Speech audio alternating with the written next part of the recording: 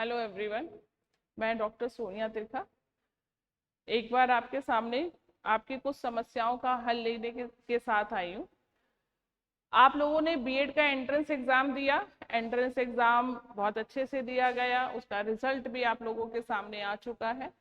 अब आपके सामने दिमाग में बहुत सारे ऐसे प्रश्न उठ रहे हैं कि ये जो रिजल्ट आया है उसके बेस पे जो काउंसलिंग होगी वो काउंसलिंग क्या है, किस तरीके से वो काउंसलिंग होगी।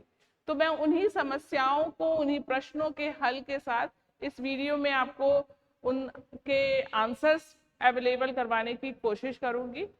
आप, मेरी कोशिश रहेगी कि आपके आंसर्स इस वीडियो से कंप्लीट हो जाएं, पूरे हो जाएं, लेकिन उसके बावजूद भी आपके पास कुछ प्रश्न अगर उठते हैं तो जरूर कमेंट्स करिएगा। हम उन प्रश्नों का उत्तर भी आपको देने का पूरा प्रयास करेंगे। आप लोगों ने एग्जाम दिया, आपका रिजल्ट आ गया। आप लोगों का जो रिजल्ट दिखाई दे रहा है वो कुछ इस तरीके से दिखाई दे रहा है। ये आपका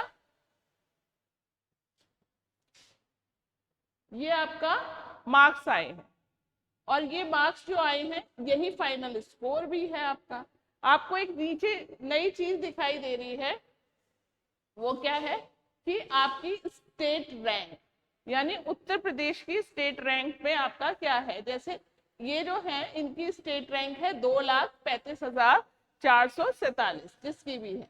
और कैटेगरी रैंक क्या है, अगर आप ओबीसी हैं और एससी है या कोई और रिजर्वेशन है तो वो रैंक क्या है। और आपके साथ आपको एक यहाँ पर एक लाइन मिल रही है, एलिजिबल फॉर काउंसलिंग। तो पहली बात तो आप ये समझ लीजिए बेटा कि अगर 5,000 से ऊपर की आपकी स्टेट रैंक आ रही है तो आपको गवर्नमेंट कॉलेजेस मिलना मुश्किल है, थोड़ा मुश्किल है।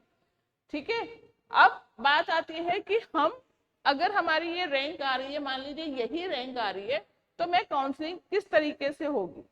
आपको काउंसलिंग किस तरीके से होगी, आपको अपने केवल ये इस चीज को भी ध्यान रखना है और अपनी इस फिगर को याद रखना है। आप रिजल्ट को भूल जाइए, आपको केवल ये है, आपको रिप्रेजेंटेशन ये हो रहा है जब आपकी काउंसलिंग होगी उस समय।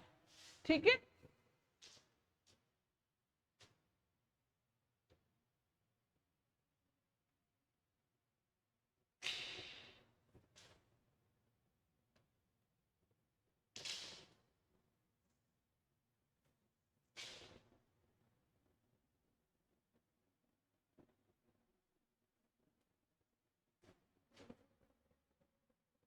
जब आपके काउंसलिंग का स्केड्यूल आएगा तो वो कुछ इस तरीके से होगा। ये लास्ट ईयर का हमने समझाने के लिए आपके लिए लाए हैं।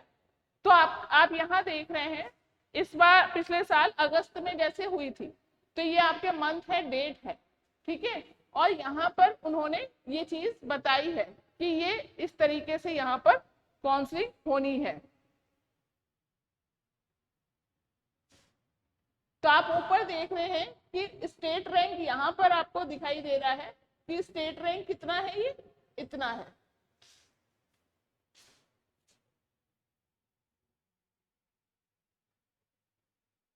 स्टेट रैंक कितना आ रहा है बेटा, यहाँ पर आ रहा है 1 से लेके 75,000 तक। तो 1 से लेके 75,000 तक के बीच में अगर आपकी है तो आपको यहाँ पर पहले रजिस्ट्रेशन करना है। रजिस्ट्रेशन की ये डेट इन्होंने दे रखी है, इस डेट पे आपको केवल रजिस्टर्ड करना है और अपनी चॉइस फिलिंग करनी है। चॉइस फिलिंग में आपको 3 ऑप्शन मिलते हैं, आपको 3 ऑप्शन में वो डालना है जो भी आपके अपने जहां पर भी आप एडमिशन लेना चाहते हो उनके। उसके बाद आपकी चॉइस फिलिंग के बाद आपका सीट अलॉटमेंट हो जाता है। एक डेट उन्होंने निश्चित कर दी, उस सीट अलॉटमेंट पर आपको क्या करना है बेटा, आपको यहाँ पर फी पेमेंट करनी है। जब आप रजिस्ट्रेशन कर रहे हैं तब भी आपको फी पेमेंट करनी है 750। ठीक है, फिर आपका चॉइस फिलिंग हो रही है तब आपको यहाँ पे 5,000 जमा करना है।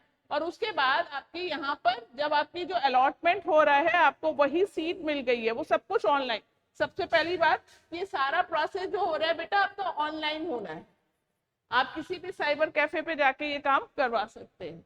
आपको जब पेमेंट होता है तो आपको ध्यान रखना है, पेमेंट जो है आपका क्रेडिट कार्ड से होगा।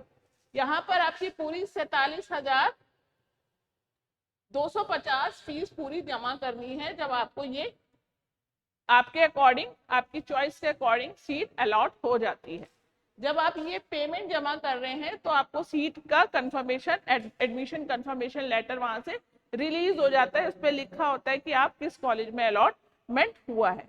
ये प्रोसेस है। उसके बाद नेक्स्ट जो है वो प्रोसेस चलता है। उसके बाद ये जैसे ये वाला है 75,000 से लेके आगे का, एक से लेके आगे के लेफ्ट ओवर, ये वाली आपकी है। उसके बाद उसकी जो अगली रैंक वाले बच्चे हैं वो यहाँ पर अपनी चॉइस फिलिंग करेंगे।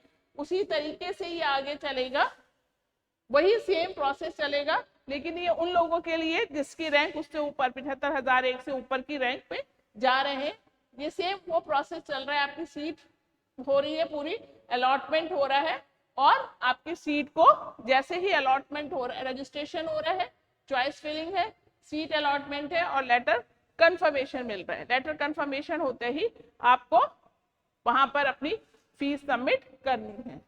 आपको एक नया चीज आ रहा है, ये चीज अब की बार भी आएगा, वो है ये इस तरीके से आपके 3 ऑप्शंस आते हैं। ये क्या है, ये क्या है? हमारे सामने प्रॉब्लम क्या आती है कि हम बीएड जब करने लगते हैं तो सभी लोगों के पास इकट्ठा अमाउंट नहीं है। गवर्नमेंट सेक्टर की बात करेंगे तो वहां फीस बहुत नॉमिनल सी है, लेकिन अगर प्राइवेट सेक्टर में बात करोगे बेटा कि आपकी रैंक बहुत हाई है तो प्राइवेट सेक्टर में जाना है, तो प्राइवेट सेक्टर में जाने के लिए आपको क्या, किस चीज की जरूरत पड़ेगी? आपको पूरा अमाउंट आपके हाथ में होना चाहिए। पूरा अमाउंट क्या है आपका?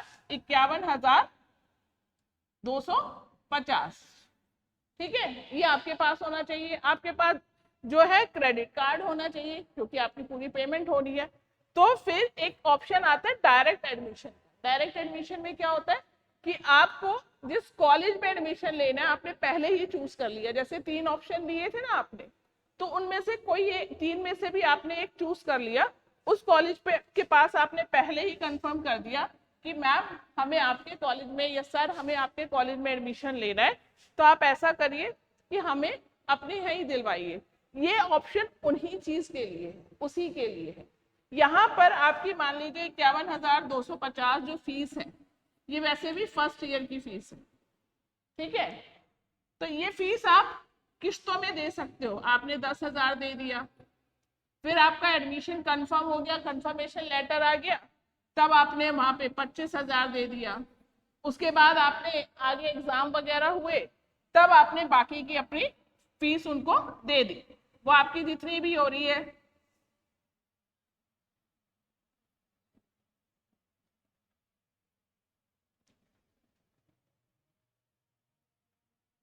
मान लीजिए 16,250 है, ये भरी हुई है ना, आपने यहाँ पर दे दिया। तो आप ये जो किस्तों में फीस दे रहे हो वो कहाँ पे पॉसिबल है बेटा? वो आपका डायरेक्ट काउंसलिंग के टाइम पर ही पॉसिबल है। ठीक है, यहाँ पर सारा प्रोसेस जो होता है एडमिशन करने का या रजिस्ट्रेशन करने का, वो किसके हाथ में होता है? कॉलेज के हाथ में होता है। वो करता है अपने आप। आपको कुछ टेंशन लेने की जरूरत नहीं है। यहाँ पर जो दूसरे ऑप्शंस हैं जो स्टार्टिंग में शुरू हो जाएंगे, वो आपका खुद का टेंशन है कि आप किस तरीके से करेंगे, या आप उसके लिए फिर किसी साइबर कैफे के पास जाएंगे। ठीक है, वो आपकी काउंसलिंग का प्रोसेस पूरा करके देगा और आपको उसमें कुछ दिन वेट भी करना पड़ेगा। वेट क्यों करना पड़ेगा? क्योंकि आप देखिए रजिस्ट्रेशन हो रहा है किस डेट से, आप मान लीजिए 25 तारीख से लेके और आपका 31 तारीख तक रजिस्ट्रेशन ही हो रहा है। उसके बाद आपकी अगले दिन जाके फिर आप चॉइस फिलिंग करिए। उसके बाद आपका सीट अलॉटमेंट हो रहा है, आपको दिख गया है। ठीक है, चॉइस फिलिंग करी तो 5,000 देना है, आपने रजिस्ट्रेशन करा तो 750 आपको देना है। ठीक है, जैसे मैंने ऊपर बताया, यहाँ पे भी हम समझ ले कि रजिस्ट्रेशन हो रहा है, चॉइस फिलिंग हो रही है, तो यहाँ पर आपको क्या देना है बेटे? यहाँ पर 5750 आपका बैठ जाता है। ये पैसा आपको उस समय वेट करो, फिर सीट कंफर्मेशन हो रही है। तब तक आप ये देखो कि 25 अगस्त से लेके और आपको 8 सितंबर तक का पूरा लॉन्ग टाइम पीरियड में वेट करना है। अपना एडमिशन कंफर्मेशन के लिए, और पैसा भी इकट्ठा देना है। इसलिए आजकल जो बच्चे हैं, ज्यादातर मोस्टली बच्चे क्या करते हैं, वो किधर जाते हैं, इस वाले ऑप्शन की तरफ जाते हैं, जहां पर उनकी रिस्पॉन्सिबिलिटी केवल ये है कि कॉलेज को आप अपने डॉक्यूमेंट्स प्रोवाइड कर दीजिए, कॉलेज को अपना रजिस्ट्रेशन नंबर, जो भी एडमिट कार्ड है वो दीजिए, और अपनी फीस जो है वो भी आप मोटी पूरी रकम मत दीजिए, आप 10 से 15 हजार भी देते हैं। फिर कॉलेज की भी जिम्मेदारी होती है ना बेटे, कि उसको अपनी सीट भरनी है, उसके ऊपर जिम्मेदारी आती है, तो वो खुद भरता है, और इसमें बहुत लंबा प्रोसेस से बच्चे को नहीं गुजरना होता। जब उसका वहां पर कॉलेज की तरफ से एडमिशन कंफर्म होता है, केवल एक ओटीपी आता है, बच्चे से इस कॉलेज वाले पूछते हैं कि हमने करा है, ओटीपी आया, बच्चा बताता है, और तुरंत आपका लेटर जनरेट हो जाता है। तो आज की डेट में ज्यादातर बच्चे ये सारी जो परेशानियां हैं, जो हमें दिमागी रूप से, जब तक आपका इस वाले केस में एडमिशन नहीं हो जाएगा, जब तक आपको ये नहीं मिल जाएगा अलॉटमेंट लेटर, वो वेट करते रहेंगे इतने लंबे टाइम में। और यहाँ पर क्या होगा, जैसे ही ये वाला फेज खुलेगा, ये खुलता सबसे एंड में है, ये खुलता सबसे एंड में है, 20 तारीख से लेके एक हफ्ते। तो एक हफ्ते में आपने क्या हुआ, एक दिन में आपका या कुछ मिनटों में ये काम पूरा हो गया। लेकिन प्रॉब्लम क्या है कि कॉलेजेस के पास भी एक सिक्योरिटी है। सिक्योरिटी का क्या मतलब है कि एक कॉलेज है, उसके पास 100 सीटें हैं, तो 100 सीटों पे 100 बच्चों ने जब अपना पेमेंट करा, तभी तो उस बच्चे की सीट को रिजर्व माना जाएगा, है ना। तो जब वो सीट रिजर्व मानी जाएगी, उसके लिए आप कुछ पेमेंट करोगे, वो पेमेंट के बेस पर ही कॉलेज आपकी सीट को सिक्योर करेगा। आप कहो कि मैं तो उसी समय जाके करूंगा, तो कॉलेज कंफर्म नहीं कर पाएगा, उसको तो पहले श्योरिटी चाहिए। एंड में आपका मूड बदल गया, कहीं और चले गए, तो इसलिए बेटर है कि आप लोग टाइमली, जो भी आपके माइंड, पूरा थॉरोली चेक करिए कौन सा कॉलेज आपको क्या फैसिलिटी दे रहा है ना। मुझे क्या क्या चाहिए, मुझे बीएड करना है तो मुझे कौन सी फैसिलिटी चाहिए, और कौन से कॉलेज में क्या फैसिलिटी मिल रही है। कॉलेज का रिव्यू कैसा आ रहा है, प्रीवियस स्टूडेंट्स के थ्रू पता करने की कोशिश करिए, आसपास के लोगों के थ्रू पता करने की कोशिश करिए कि कॉलेज का रिव्यू कैसा आ रहा है। ज्यादा परेशान किया जाता है, परेशानियां आती हैं बाद में इनरोल, ऐसा तो कुछ माहौल नहीं है। जो दूर का बच्चा है उसके साथ और भी प्रॉब्लम होती है कि मैं दूर हूँ, सारी चीजें, तो वो क्या क्या चीजें हैं कॉलेज की तरफ से जो मुझे दी जाएंगी, मुझे कब कॉलेज में किस तरीके से प्रेजेंट होना पड़ेगा, क्या क्या काम है जो मुझे करने हैं ड्यूरिंग द बीएड, ठीक है, क्या क्या स्किल्स है जो मेरी सीखने में कॉलेज हेल्प कर रहा है। उन सारे प्रश्नों का अगर आपको जवाब मिल रहा है, तो आप अपना कॉलेज टाइमली सेलेक्ट कर ले, अपनी सीट्स को बुक कर ले, और आप सीट को आप बुक कर लेंगे तो आपका आने वाला जो टाइम है वो बिल्कुल निश्चिंत हो जाएगा। क्योंकि कॉलेज ऐसे ही तो सीट नहीं बुक करेगा ना, वो आपको अपने लेवल पर भी रिसिप्ट वगैरह देगा फीस की, तो वो चीज आप अपनी टाइमली करके चलिए। कॉलेजेस के पास भी टाइम नहीं है, आपके पास भी आगे के लिए टाइम नहीं है, बट अपना माइंड सेट कर लीजिए। और ये सबसे बेस्ट ऑप्शन है आप लोगों के लिए कि डायरेक्ट काउंसलिंग में। अदरवाइज आप अगर इसमें ही खुश हैं, तो मैं ये नहीं कह रही ये सही नहीं है, ये एक प्रोसेस है, ये भी होना चाहिए, लेकिन इसमें आपके पास पूरा अमाउंट होना चाहिए। बीएड की जो फीस है बेटा, वो फीस है 51,000 है, सॉरी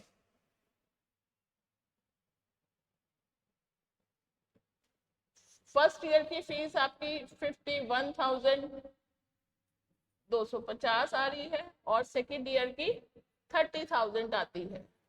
तो आपको जो फर्स्ट ईयर की फीस है वो इस दौरान ही कंप्लीट पहुंच जाएगी यूनिवर्सिटी आपकी, ठीक है। जिस भी कॉलेज में आपको एडमिशन लेना है, वो जो चॉइस में, और सबसे बड़ी यहाँ पर एक प्रॉब्लम क्या आती है, आपने ये चॉइस फिलिंग आ रहा है ना, तो आपको 3 ऑप्शन दे रहे हैं, फर्स्ट, सेकेंड, थर्ड, और मैंने 1-2 बार देखा है कि बच्चे को फर्स्ट तो मिला नहीं, उसको थर्ड वाला मिल गया, फिर बच्चा परेशान, पैसा फंस गया, वापस आना मुश्किल है, ठीक है, वो एक लॉन्ग प्रोसेस है, वापस आएगा, फिर वो परेशान हो रहा है। इसलिए सबसे उसी के लिए उसी परेशानी को, ये गवर्नमेंट के लिए तो सही है बेटा, जिसकी रैंक इतनी आ रही है कि गवर्नमेंट सेक्टर में ही उसको गवर्नमेंट कॉलेज में ही मिल रहा है, लेकिन जो प्राइवेट में है वो यही एक प्रोसेस है, इसी प्रोसेस में उसका एडमिशन कंप्लीट हो जाता है। ठीक है, तो आई होप कि ये जो वीडियो है आपको एक हेल्प करेगा समझने में कि काउंसलिंग है क्या। और इस किसी भी काउंसलिंग में मैं आपको क्लियर बता दूं, आपको कहीं किसी यूनिवर्सिटी में नहीं जाना है, ये पूरा ऑनलाइन प्रोसेस है, चाहे आप अपनी रैंक पे करिए और चाहे आप डायरेक्ट करिए, सब कुछ ऑनलाइन मोड पर ही चलता है। ठीक है, सब ओटीपी और आपके रजिस्ट्रेशन नंबर का गेम है। तो आप निश्चिंत होकर बैठिए, जब काउंसलिंग का शेड्यूल आएगा यूनिवर्सिटी की साइट के थ्रू, तो आप आराम से उस चीज को समझने में सक्षम होंगे इस वीडियो के थ्रू। लेकिन आपको फिर भी अगर कोई डाउट आता है, आपके मन में कोई भी संशय होता है, तो आप हम लोगों को कमेंट्स कर सकते हैं, हम उस प्रॉब्लम का सॉल्विंग भी करने की पूरी कोशिश करेंगे। Thank you very much.